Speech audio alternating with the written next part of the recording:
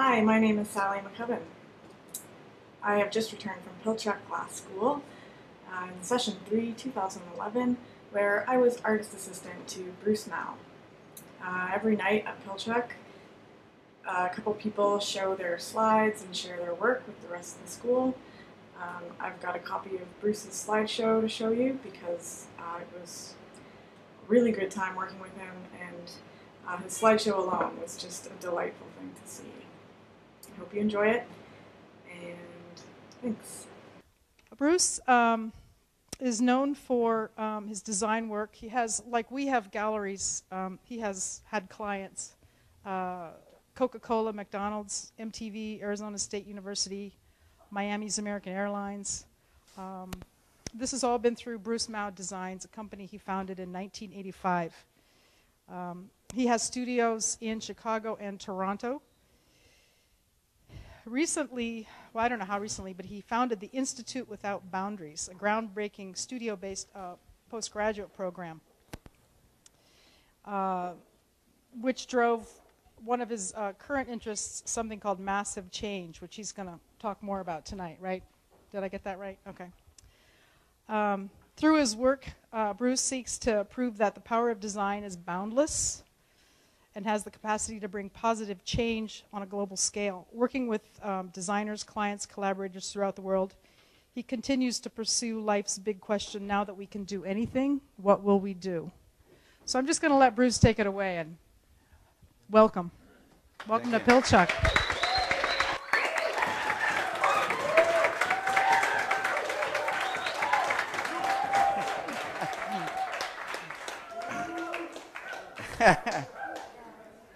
Okay, are we, is this happening? Yeah, okay. Is this happening? I'm absolutely thrilled to be here. It's amazing how much good time you can have in 48 hours. But how can you not have a good time when you're making giant beer bottles? Really spectacular performance last night. Thanks to the hot shop dancers. Really great performance. Thanks to Sally. Incredible. I mean, it's been, and Sally's going to speak in a few minutes. Really wonderful experience already. And Allie. Great work. Cool as a cucumber, even under such temperatures. And these two guys. Absolutely spectacular work. Already we've done two things already, and it's really only the first day. So it was quite exciting. So we got our first object into the thing last night, and another one today. So this is what we're working on. I just wanted to show you sort of where we're trying to go. Some time ago, I was commissioned by a lighting company in Austria to make an artwork for them, and what I did was I took the science that they had around the light distribution that their products produced, and I turned those light distribution patterns and kind of spun them into objects and imagined them as physical light objects. But I could only ever make them virtually, so I installed this exhibition inside of a Gagosian gallery that I made in virtual space. And had an exhibition without Larry ever finding out. And so we're in the process of making some of these things while we're here. Now, obviously not to the scale that we're seeing here, because these are 10 or 12 feet high. But apparently we know someone in the Eastern Bloc who can actually produce those. So that's what we're going to be experimenting with over the next couple of weeks. Now, I just want to thank Ruth, because it really is an absolutely wonderful experience. And last night, the whole story of Pilchuck and how it went, how it came about was kind of super relevant for what I'm trying to do right now, what my wife and I, B.C. Williams, who you'll meet, are trying to accomplish. And that's what I really want to focus on tonight, and tell you some of the kind of process that we're working on through that. This is me as a boy. I grew up in a mining town, outside of a mining town on a farm in northern Canada, and we didn't have running water in the wintertime. It was very cold. It's like -40 for weeks on end. And our house was built on a rock. It's a very rocky landscape. And our house was built on a hill that was rock. And so there was no way to get water into the house during the winter. And so my job as a child was to supply the house with water during the wintertime. And that experience of not having running water puts me into a group of people in the world that represent about 12% of humankind that today don't have access to running water. That experience of going to a well or going to somewhere else to get that water is shared with about 12% of humanity. It's something that we mostly take for granted. This is my high school student card, and as you can see, I was very hip to the trends. This is 77. As I mentioned yesterday, I actually couldn't get into college when I wanted to. I decided to go to art school, but I had never really studied art. I was actually interested in science. And so when I decided, I went down to the guidance office and they asked them, said, look, I want to go to art school. And they said, it's too late. You have nothing to show. How are you going to get into art school? And I said, well, I'm actually 16 years old. I can't imagine that it's actually too late. That there must be a way for people to do what they want. And in fact, they said, well, I said, there must be other people like me who made mistakes in terms of what they wanted to study. And they said, well, actually, there's a program downtown. You have to go to another school. And there's a guy down there who started a program just for people like you. His name is Jack Smith. You got to go down and convince him that you can stay an extra year in high school. It's a program called Special Art, and you'll spend an extra year just doing art in high school. So I went down, and it was absolutely the most incredible experience. It was like walking into a place like this, where suddenly you could do what you imagined. And I had the best year of my life. It was an extraordinary experience. Jack Smith was 65 years old. It was his last year of teaching. And he was just an absolutely extraordinary collaborator. Now, not getting into university is actually is an experience. Now, I eventually did go. I eventually went to Ontario College of Art in Toronto. It didn't last very long, but I did get there. But not getting into college is actually an experience that is shared, shockingly, by 99% of the world. That less than 1% of the world has had access to higher education. And when we discovered this, and when BC and I were working and we discovered this idea, this reality, we couldn't believe it.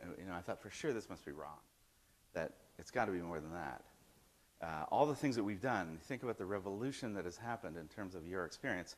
All of that has happened having educated beyond high school only less than 1% of the world. So all the things that we take for granted in terms of technology and the changes and the cars and the airplanes, this is all produced with less than 1% of the world really participating in that kind of possibility. And that really kind of set us off on a completely new journey. That really changed my life. Now, when I went to art school, I went to study art. I sort of by accident became a designer. And over the years, I've had a practice now for about 26, 27 years. And I also became an author in that process. And I really became an author because I was trying to understand what was going on around me. What is happening in the context in order that I could make the best work possible. I really always felt that I needed to understand what was happening around me in order to design what I was doing. So I ended up doing what I now think of as context projects.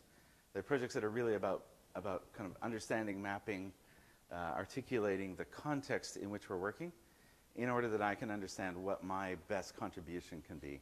And these are all projects over the years that I've been involved with. SMLXL is one of the most published architecture books of all time. It was really a look at the culture of architecture as a reality, not as a kind of image of tidy form language, but really how do we get things built. And all these projects had that kind of ambition. Now, when I think about design, most people think of design as the form of things.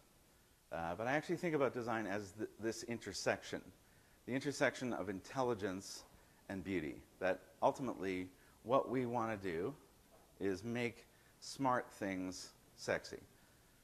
And the more that we can make that happen, the more beautiful the world is, the more intelligent it is, the more sustainable it is. Everything that we do rests on this foundation of intelligence. In other words, everything I do is scientific in some way. It's technologically based. It's built on a foundation of science and knowledge and technology. But it only works if it's compelling. It only works if someone is interested.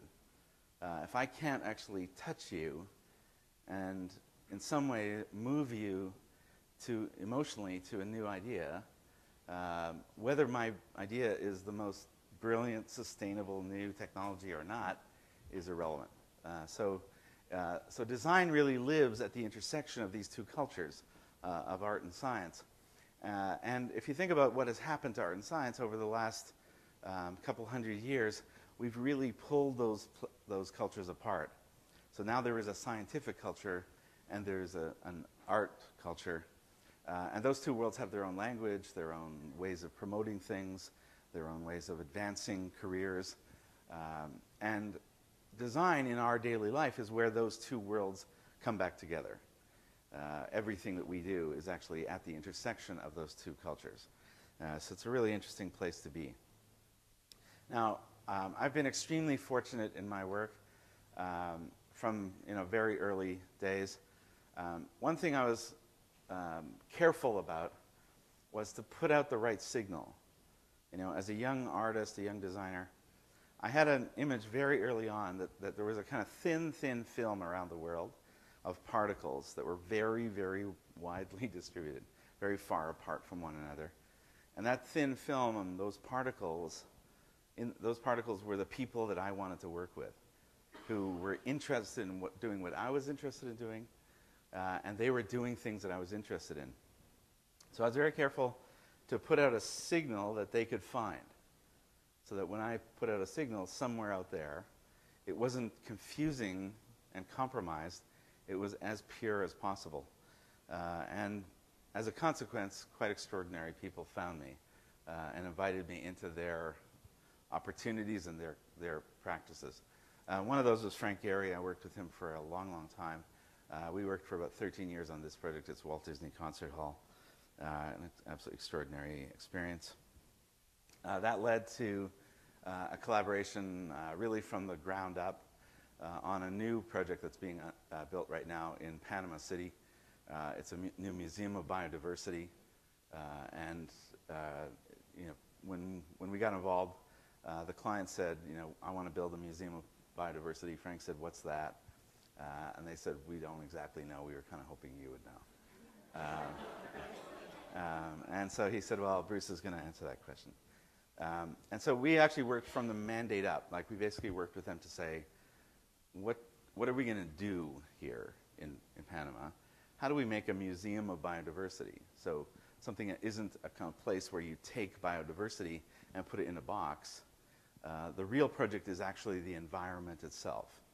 And how do we make a thing that is really like a living membrane, that information and ideas and life can move in and through that membrane, and you can experience it both inside and outside.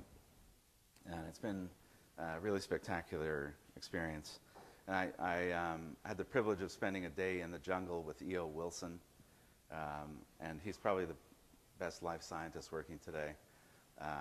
And just that, that alone would have made the project more than worth it. We worked on the Seattle Public Library here in Seattle with Rem Koolhaas on reinventing what the library is as a form in this new world. In the home of Microsoft and Boeing, what's the purpose of the library? We worked with MoMA to move them into their new headquarters and did all the branding, communication. And one of the things that in fact, in some ways, the thing I'm most proud about in terms of MoMA was not designing the logo.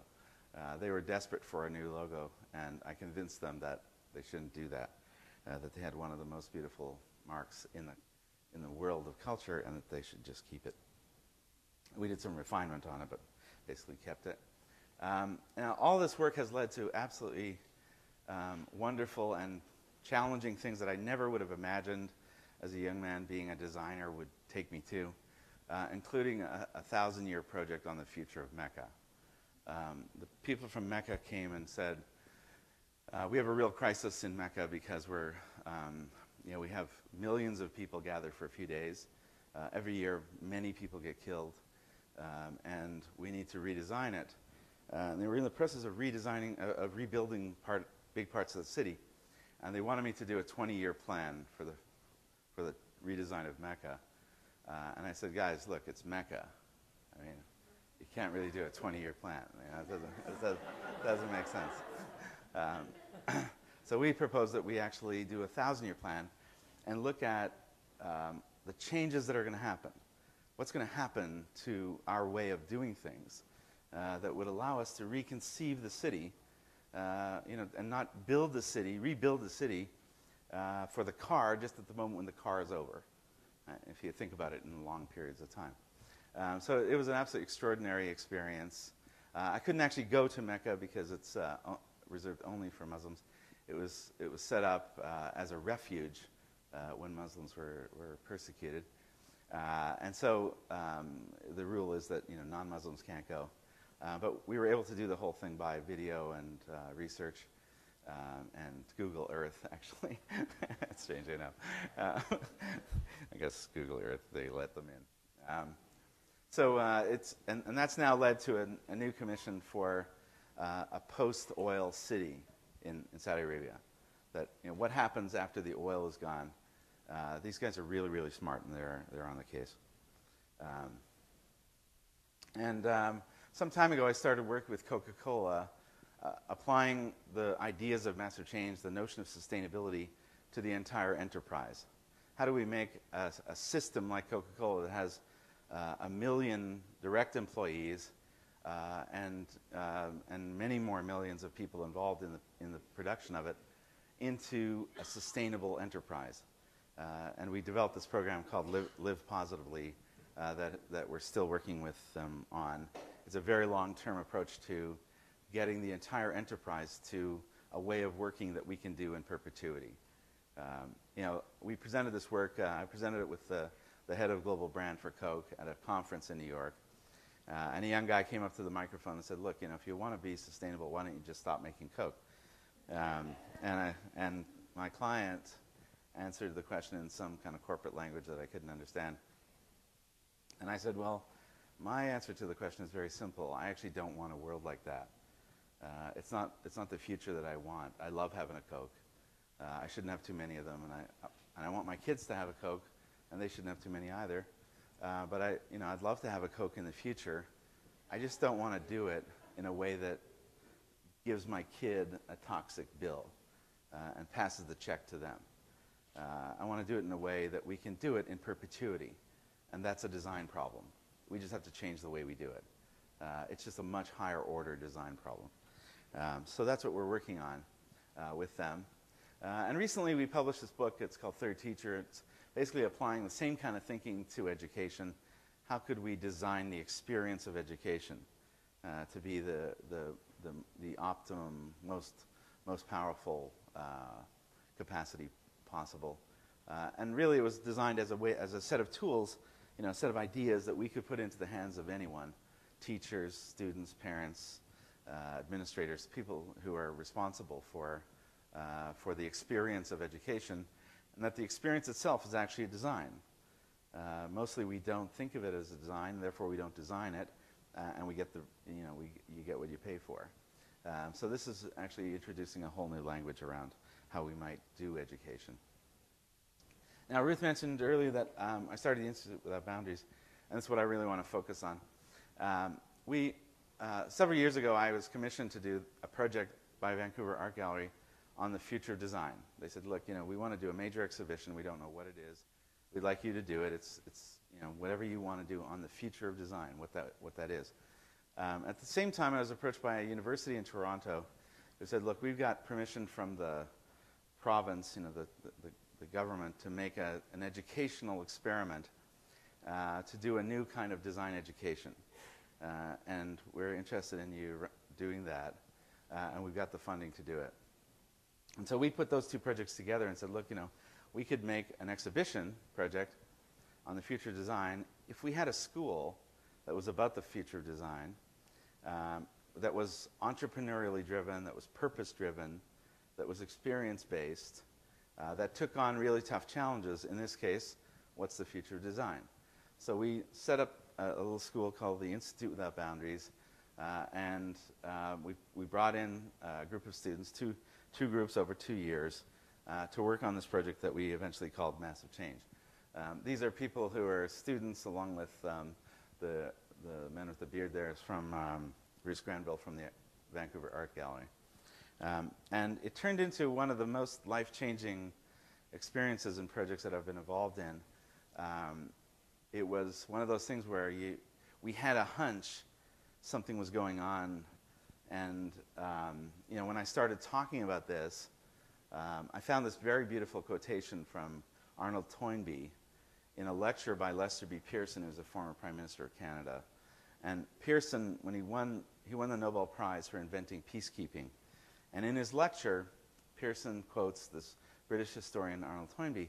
And Toynbee, who wrote a 20-volume history of the world, says, in the long sweep of history, the 20th century won't be remembered as an era of either political conflict and violence or technology and innovation. That these two ideas, technology and innovation and violence and conflict, which so dominated our imagination in the last century, those two ideas won't be the ideas that we're actually remembered for in many hundreds of years. That ultimately it will be remembered as an era in which we dared to imagine the welfare of the entire human race. And when I read that, I was like, wow, that's the biggest idea I've ever heard. That's an awesome idea. That's what I think is going on. That's what I'm interested in. That's what I'm working on. Everyone I know who's interesting is working on that. This is what I think is really going on. And somehow we missed it. It's like a non-story. When I talked to people about it, they said, Bruce, you're smoking the drapes. That really didn't happen. You best not touch that. Like, don't go there because you're gonna, it's going to be a disaster. And I said, I don't think that's true. I think there's a mountain of evidence that it, in fact, is happening. And I think that's what I really want to do. And so we started down this road to understand, what is this thing? Did that really happen? Was Toynbee right? His quotation comes from 1957. So these two guys would have lived through the worst killing in human history, 70 million people killed in the Second World War. But still, they're coming out of that saying, no, the real idea of the 20th century isn't that. It's that we imagine the welfare of the entire human race as a practical objective. And when he uses practical objective, he makes it a design problem. That's not a utopian dream. A practical objective is actually something you undertake and solve.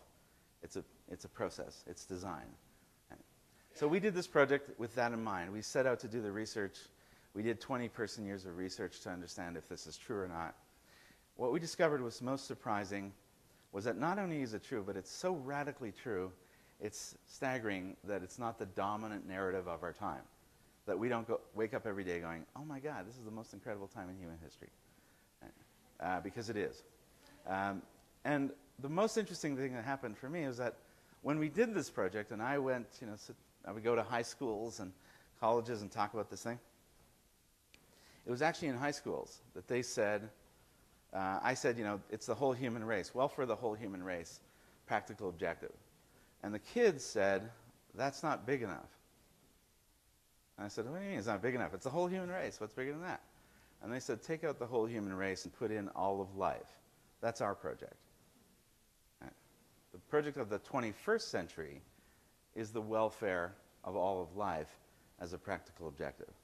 That's what we're working on, and that's why we're here. So I'll show you sort of where we went with this. So as you can see, the back cover of the book kind of says it best. It's not about the world of design. In other words, it's not about the shape of the cup. It's about the design of the world. How are we making places like this? How are we making ways of being together in the world that are the new energy and perspective? So we organized the whole program, the whole project around what we call design economies, parts of your life that are being designed and redesigned, and in some cases invented whole cloth for you to experience. If you think about the number of times you can close your eyes and open them in a place where you only see natural things, how infrequently that is, and that often when you open them and see natural things, we've actually designed that experience for you. That's the reality of what we live in. And so what you realize that we're mostly living a designed life, but not really thinking or talking about it.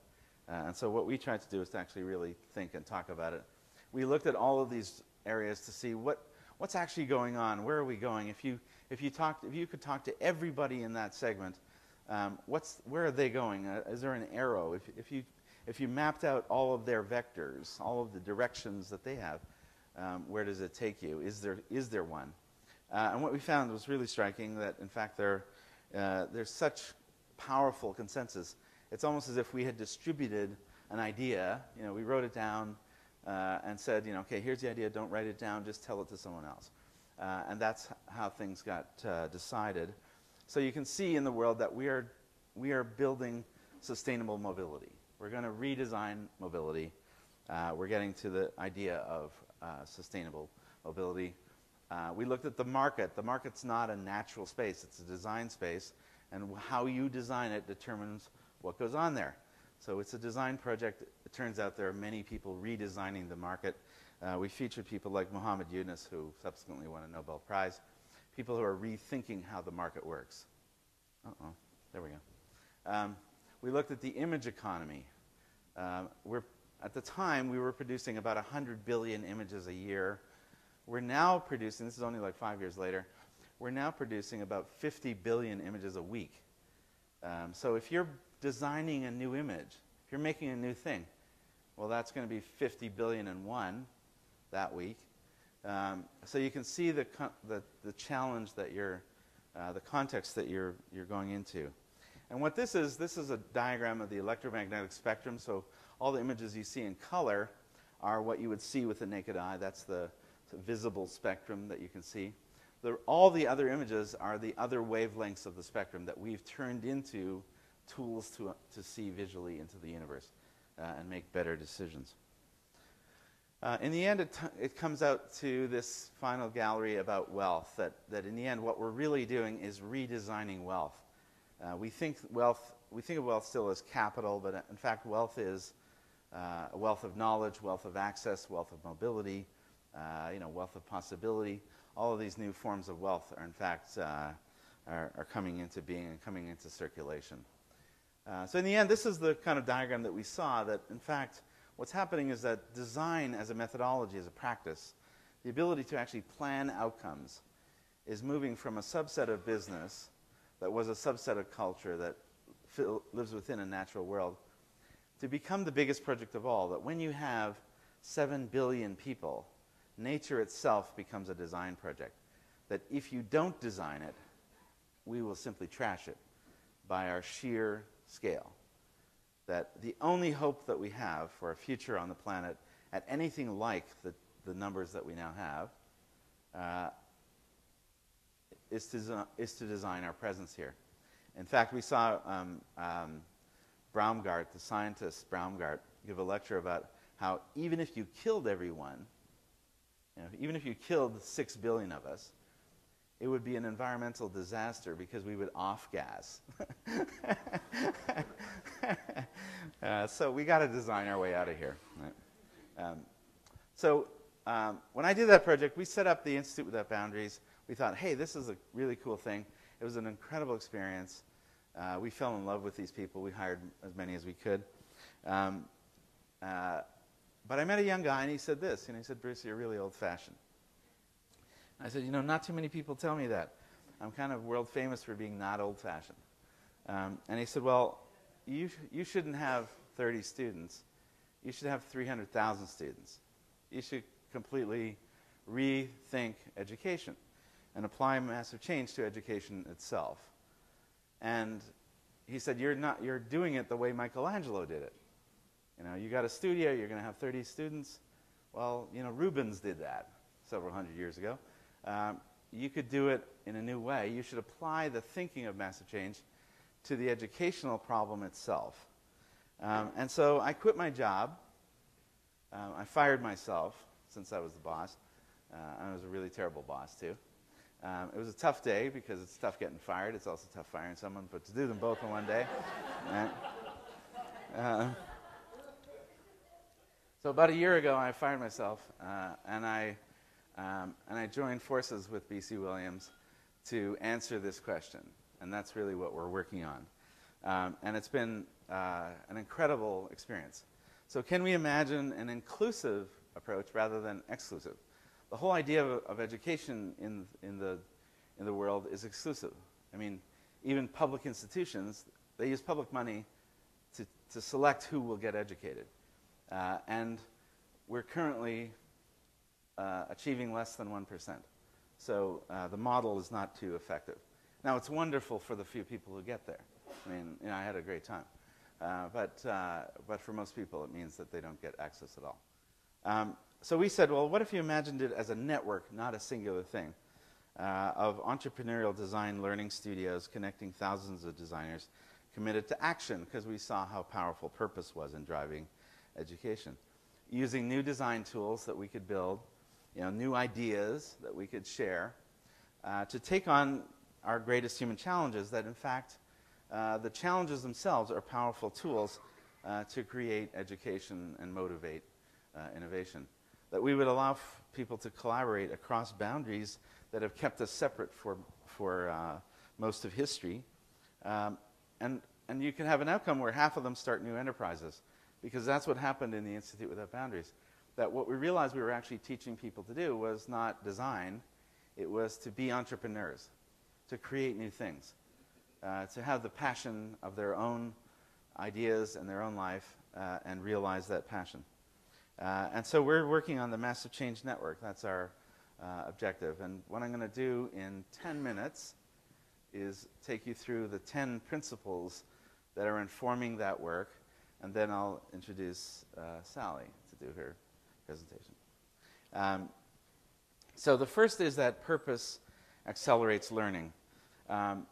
No other educational device inspires learning as much as purpose.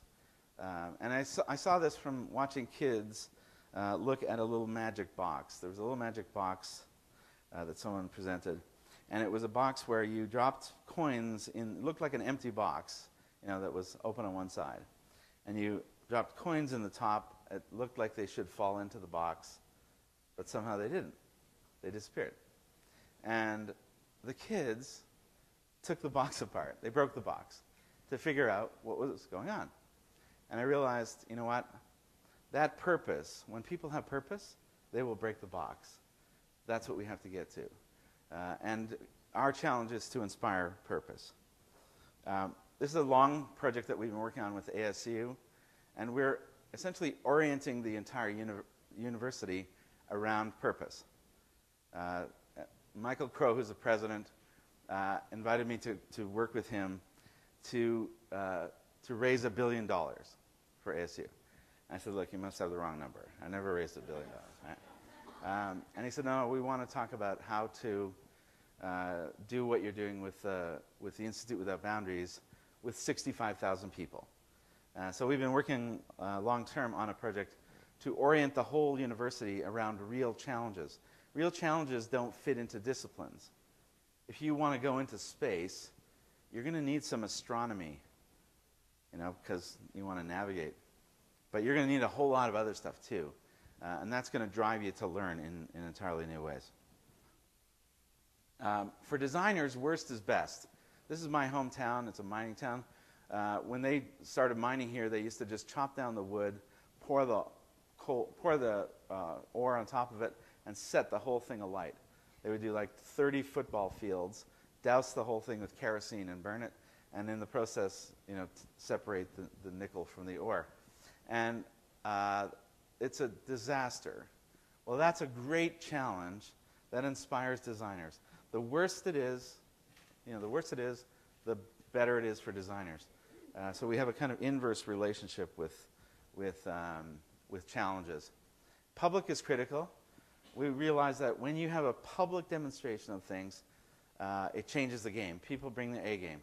When you're going to do a public exhibition, people show up. They bring their best work. So we realize that public is a critical part of what we do. That number 4 is design is core to our future. We will not have a future without design. We simply won't, because we have the capacity to destroy everything.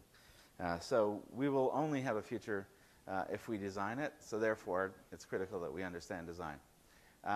Experience deepens knowledge. I could stand here for the next 8 months, tell you every thought that crossed my forehead. It would mean nothing compared to what you're going to do for the next couple of weeks here in actually making things. That's going to be much more powerful than anything I could tell you. Renaissance teams are best. We realize that it's no longer possible to be a Renaissance person. Things are simply too complex. The knowledge pools are too deep. To be a Renaissance person, you can't really achieve it. You can achieve, however, a Renaissance group. You can pull people together from all different disciplines and bring together a kind of equivalent of a Renaissance person at a bigger scale. And that's really how we did Massive Change. Real can't be faked. I can't give you a problem that I already know the answer to and expect that you're going to be inspired by that. I have to share with you a problem that I don't know how to do, and together we're going to take that on. That I can't tell you. I can't make that in a fake way. The only way that really works is if it's real. Experience is the content. We used to think about. I mean, this drives universities crazy. Universities think that the content is actually the experience, that you're there to learn the content. But I don't know anyone who thinks back to university and says, oh man, that formula, it really rocked. Yeah. No, they think back to the experience that changed their life, that reoriented them to a new possibility, and that experience was in the people that they shared it with. So that's really the design. The other thing is that the information itself is moving so fast. We know that someone being trained today in a 4-year technical program, by the time they hit the street, 2 years of that material is outdated. So you paid for 4 years, 2 of which are already outmoded by new technologies, new capacities. So the idea that you're going to build your whole program around the information that you have is really bogus. Design the system, not the object. As I said, the shape of this cup is not the problem. The real problem is, how does this material and energy intersect with intelligence? Give us the most utility and delight. And how do we get that material and energy back into the system? If you look at the forest floor, there is no garbage there. There's all kinds of stuff. But all that stuff is input for the next generation of life. And that's really the new model of thinking about our future. And finally, the future will be beautiful if we have one. That beauty is the way that we will win. We're not going to win by going backwards. We're not going to win by sacrifice. We've had 50 years to try sacrifice as an idea. The environmental movement, since Rachel Carson's Silent Spring, has been saying, get out of your car, give up this, give up that, stop doing this, stop doing that, for 50 years. During that time, we've seen a 10-fold increase in energy consumption worldwide. Not one of those years did we have fewer cars on the planet. Not one. Not one day in any of those years did we wake up in the morning and say, hey, there's one less car today. Not once. So it's been an unmitigated disaster. The only way out of here is beauty. The only way out of this, the challenge that we've produced for ourselves by succeeding so much. If we failed more, we would have fewer problems. If there were a billion of us, we'd be fine. But unfortunately, there's 7 billion, and that produces an entirely new class of challenge that we need to take on. And the way that we will win is beauty. The way that we will win is to make smart things more powerful, more exciting, more compelling than stupid things. So that's what we're working on. It's a purpose-driven, entrepreneurial, experience-based design education network. And what I was really touched by listening to the 1971 story yesterday, and I was really jealous. I thought, wow, that's so cool. And I realized this is 1971 for us. Like Ruth said, you know, in 2051, we'll have our 40th anniversary. So these are the early days. These are the early days of this new way of thinking. And it's nothing but possibility. So with that, I'm going to hand it over to Sally. Thank you.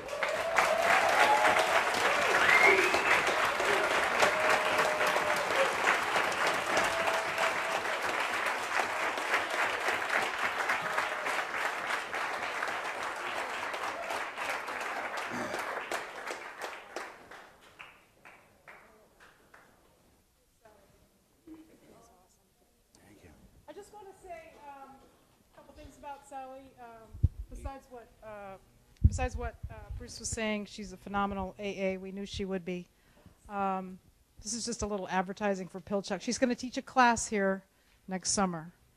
Session 2, I think. Yeah. And she has, yep. She's taught here before. She filled in for someone who canceled. She's a phenomenal designer, glassmaker. She's done other things here at Pilchuck. And we're really honored to have her right now. Sally, take it away.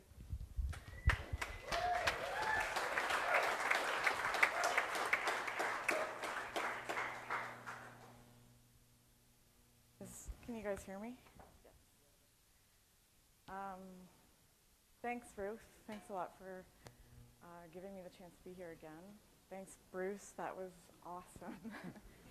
I feel like I'm going to cry, and it's not because I'm nervous or because it's anything to do with my work. That was just an amazing presentation.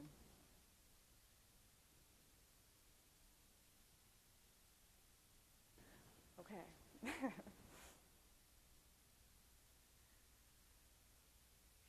I grew, huh? I'm just giving you the gap. Oh, thanks. This is, phew. Yeah, now I'm going to show you a bunch of stuff I made out of glass. Awesome.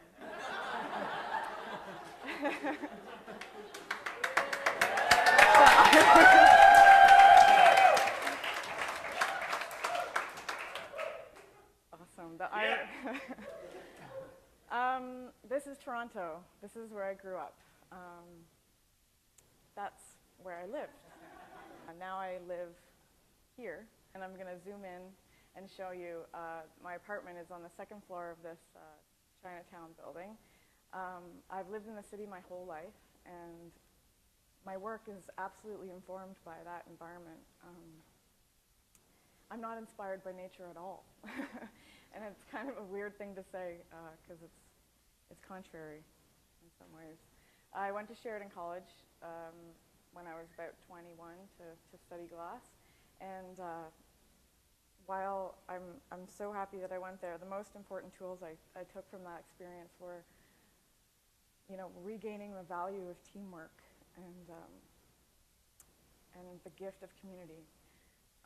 I developed a really important community there, and I also, you know, I realized that that's one of the most important things for me about being an artist or a maker.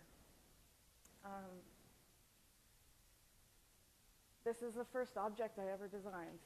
When you're blowing glass, I found when I was young, like when I was learning, you're making things because you're trying to figure out how to use the material, and it dawned on me all of a sudden that the things I was making weren't mine, because I was making cups and stuff that, you know, that I'd seen. So this is a sake set, and these two things were my first things that really represented ideas for me, putting ideas from my head into tangible objects. After school, I went to the Harbourfront Centre and did a 3-year glass residency there. And I always plug the Harbourfront Centre when I'm here because it is a really beautiful experience. So, look it up online. It's an open glass residency for, people coming out of school. And just, do your research and apply if you're interested in moving to Canada for a bit. This is some functional glass work I was doing there. These are chip and dip bowls. So this work was mostly, heavily, very much just to teach me how to blow glass. A lot of the work that I was doing there was just skill building and kind of starting to develop my sense of design and my understanding of, sensibilities concerning form and shape and patterning and applying those ideas into one object. Those are little vases that just roll around, but they're weighted by the water. At the time, I was part of a multidisciplinary design collective, so I was the only glass maker, which was really nice because I could learn so much from, there was ceramics designers and furniture and textiles, and these were people I met at school, so we kind of just got together and started doing site-specific installation, and we'd make up a theme and make up work surrounding that theme, and then find places to show it. So the theme was for this show was the 1890 project. It was based on kind of architectural details of a hotel in Toronto that was built in 1890, and it was being renovated. This was the work I made for that show. These are mortar and pestles. This is another piece I made with the Vest Collective. This theme was nostalgia. And this theme for a show we did was about smuggling. So this is my holy water flask. And it's for smuggling into church. Today, the functional glass that I make is with my partner, Aaron O'Soren. He's here somewhere, taking a class.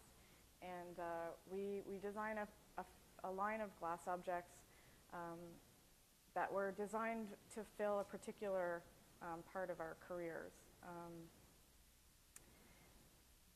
These are tread plates, they're called. They're for serving. But the criteria for design that we kind of had to aim for was definitely low cost of production and efficient use of material, as those are probably our biggest, our overhead.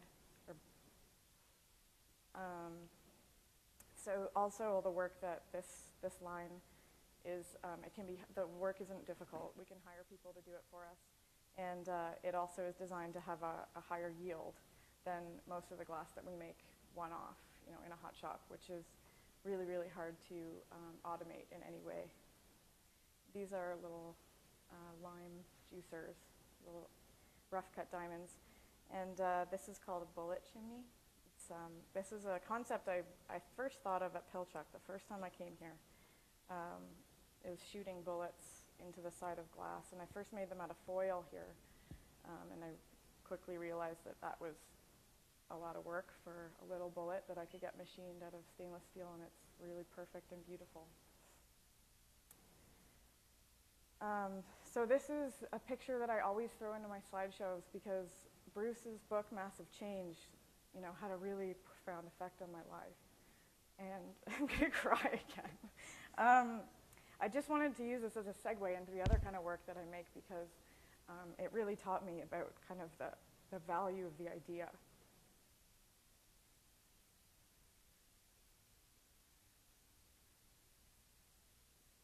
So I actually made these at school. These are called issue boxes, and they were just kind of my first, wrapping my head around using ideas and things that are important to me and trying to desperately infuse them into objects. So the one on the left is I'm such a loser. I can't believe I'm so affected by this presentation. The left one is called War, or it surrounds war, energy, monoculturism, gender roles, and sex or sexuality.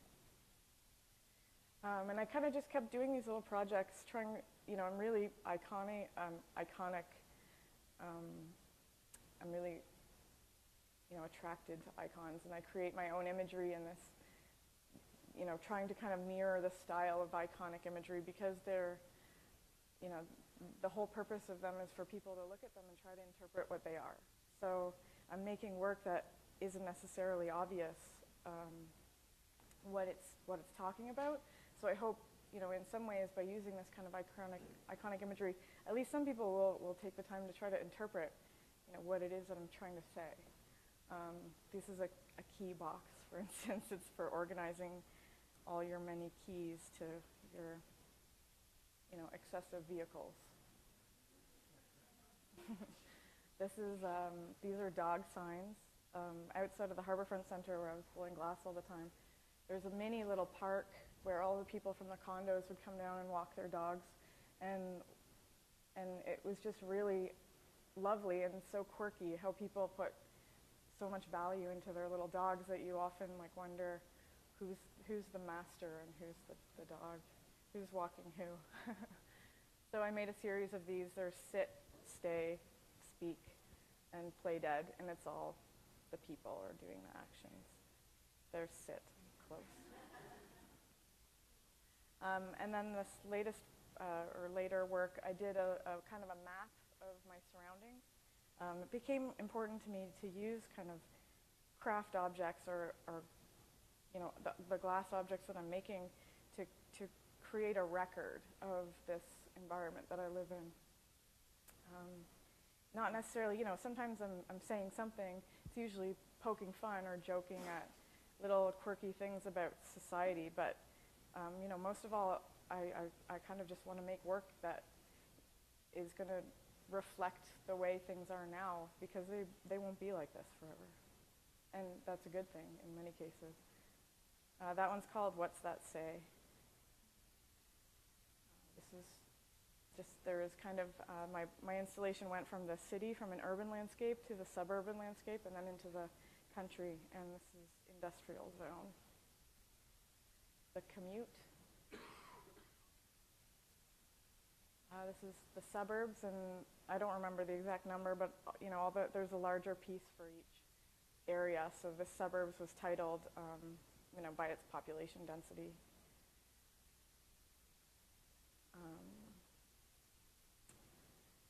This is a sustainable train of thought. Imagery of garbage is really important to me. I live on a really busy street and in Chinatown, and garbage is such a big theme in my life somehow. And this is, my twisted and kind of odd connection to nature. I've never lived in the country. I go to the cottage if I want to experience the forest, and that's not a very necessarily rustic experience with nature, or, it's a holiday, it's not living there. And then this work is very reflected in this work I did for the City of Toronto. The city and the local transit commission commissioned 24 artists to create artwork to go above the streetcar stops along a new light rail system that stretches over something like 6 kilometers of transit. So this is my first public experience working in huge scale, and it was really cool that it was interacting with something that's so important to me.